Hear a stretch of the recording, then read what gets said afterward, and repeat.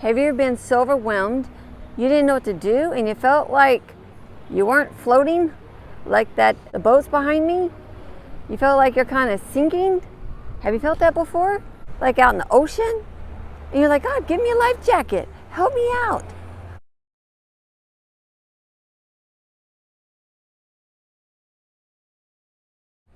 All through life, we have our ups and downs. Things come at us at different angles. It could be situations, circumstances, humans.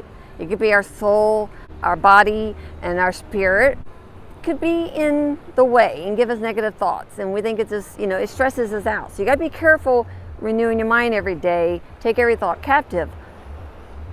So then you can stay afloat. Go smooth with the Holy Spirit, and He will help you. If you have any problems, always go to the Holy Spirit. He's there to help you.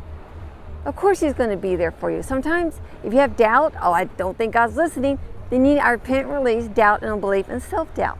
But just know as you go through life, we have ups and downs. Are you bringing God in? Positive parts, negative parts of your life, friendships, relationships, finances, workplace, you name it, relatives. Reach out to the Holy Spirit. God, help me. Humble yourself.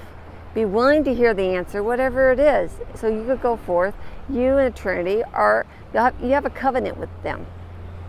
Okay? And you're going through life like these boats. You want to stay afloat, then ask the Holy Spirit, help me out so I can continue. And if any negative, bring God in. Any positive, bring God in. Let Him guide you and teach you. The Holy Spirit, they talk. A lot of people don't think they do, but they do. They do. You just got to be humbled and willing in the love you have for them as a connection. So then you go forth and float like these boats with Jesus, through Jesus. Because you're the righteousness of God. You do matter on this earth. There's nothing wrong with you.